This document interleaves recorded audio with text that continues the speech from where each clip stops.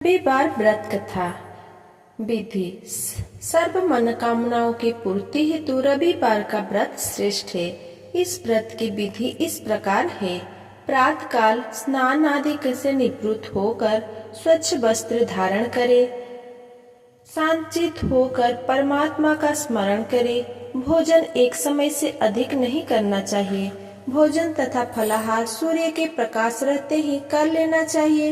यदि निराहार रहने पर सूर्य छिप जाए तो दूसरे दिन सूर्य उदय हो जाने पर अर्घ्य देने के बाद ही भोजन किया जाता है। व्रत के अंत में व्रत कथा को सुनना चाहिए। व्रत के दिन नमकीन तेल युक्त खाना नहीं खाना चाहिए। इस व्रत को करने से मान सम्मान बढ़ता है तथा शत्रुओं का क्षय होता है। आंख की पीड़ा या फिर अन्य कोई भी पीड़ा इससे दूर हो जाती है। कथा। रविवार व्रत कथा। एक बुढ़िया थी। उसका नियम था प्रति रविवार को सवेरे ही स्नान आदि कर घर को गोबर से लीप कर ही फिर भोजन तैयार कर भगवान को भोग लगाकर स्वयं भोजन करती थी। ऐसा व्रत करने से उसका घर अनेक प्रकार के धन धान्य से पूर्ण हुआ था। श्री हरि की कृपा से घर में किसी प्रकार का विघ्न या दुख नहीं था। सब प्रकार से घर में आनंद रहता था। इस तरह कुछ दिन व्यतीत होने पर उसकी एक पड़ोसन जिसकी गौ का गोबर वह बुढ़िया लाया करती थी विचार करने लगी कि ये वृद्धा सर्वदा मेरी गौ का गोबर ले जाती है, इसीलिए अपने गौ को घर के भीतर बांधने लग गई। बुढ़िया को गोबर ना मिलने से रविवार के दिन अपने घर को ना लिप सकी, इसीलिए उसने ना तो भोजन बनाया न भगवान को भोग लगाया तथा स्वयं भी उसने भोजन नहीं किया। इस प्रकार उसने निराहार व्रत किया। रात्रि हो गई और वो भूखी सो गई। रात्रि में भगवान ने उसे स्वप्न दिया और भोजन ना बनाने तथा भोजन ना लगाने का कारण पूछा। वृद्धा ने गोबर ना मिलने का कारण सुनाया।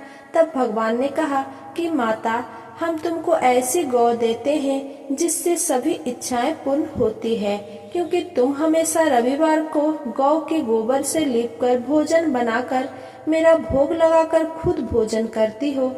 इससे मैं खुश होकर तुमको वरदान देती हूँ। निर्धन को धन और 5 स्त्रियों को पुत्र देकर दुखों को इस दिन हरियाली तथा तीज का नाम से भी बोला जाता है, इसीलिए इस दिन में ऐसा हरा कलर को बहुत मान्यता भी रहता है। और सुहागन महिलाएं 16 श्रृंगार करके एक अति सज धज के पूजा करते हैं और अपने पति की लंबी आयु के लिए ये व्रत रखते हैं। अगर मेरा ये वीडियो आपको पसंद आया हो तो मेरे वीडियो को लाइक कमेंट शेयर करें, चैनल को सब्सक्राइब करें। जब धन्यवाद। उसकी पड़ोसन बुढ़िया ने घर के बाहर एक अति सुंदर गौ और बछड़े को देखा तो द्वेष के कारण उसका हृदय जल उठा और उसने देखा कि गाय ने सोने का गोबर किया है, तो वह उस गाय का गोबर ले गई और अपनी गाय का गोबर उसकी जगह रख गई। वह नित्य प्रति ऐसे ही करती रही और सीधी सादी बुढ़िया को इसकी खबर तक नहीं लगने देती थी। तब सर्वव्यापी ईश्वर सोचे कि इस चालाक पड़ोसन को कर्म से बुढ़िया ठगी जा रही है, तो निश्चय इस बुढ़िया को दंड मिलना चाहिए। संध्या के समय अपनी माया से बड़े जोर की आंधी चला दी। बुढ़िया ने आंधी के भय से अपनी गौ को भीतर बांध लिया। प्रातःकाल जब वृद्धा ने देखा कि गौ ने सोने का गोबर दिया तो उसके आश्चर्य की सीमा न रही और वह प्रतिदिन गौ को घर के भीतर ही बांधने लगी। उधर पड़ोसन ने देखा कि बुढ़िया गौ को घर के भीतर बांधने लगी है और उसका सोने का गोबर उठाने वाला चाल नहीं चलने लगता है।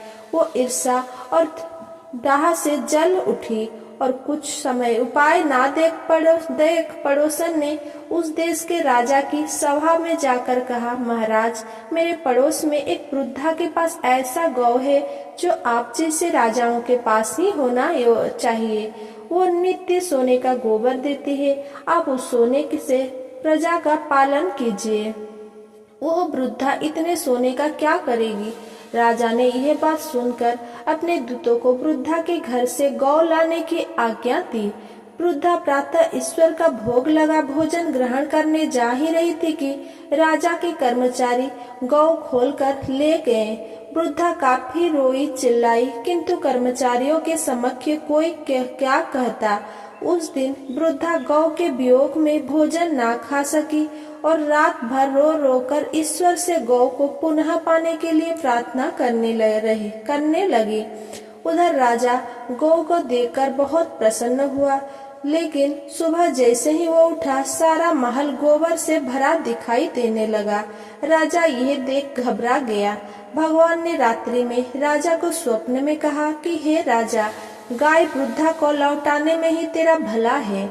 उसके रविवार के व्रत से प्रसन्न होकर मैंने उसे गाय दी थी। प्रातः होते ही राजा ने वृद्धा को बुलाकर बहुत से धन के साथ सम्मान सहित गौ बछड़ा लौटा दिया। उसकी पड़ोसिन को बुलाकर उचित दंड दिया। इतना करने के बाद राजा के महल से गंदगी दूर हुई। उसी दिन से राजा ने नगर वासियों को आदेश दिया कि राज्य की तथा अपनी समस्त मनोकामनाओं की पूर्ति के लिए रविवार का व्रत रखा करो। व्रत करने से नगर के लोगों सुखी जीवन व्यतीत करने लगे। कोई भी बीमारी तथा प्रकृति का प्रकोप उस नगर पर नहीं होता था। सारी प्रजा सुख से रहने लगे। आपको रविवार का कथा कैसा लगा कमेंट सेक्शन में जरूर बताएं, और अगर अच्छा लगा हो तो लाइक करें, कमेंट करें एंड शेयर करें। मेरे चैनल को सब्सक्राइब करें। धन्यवाद।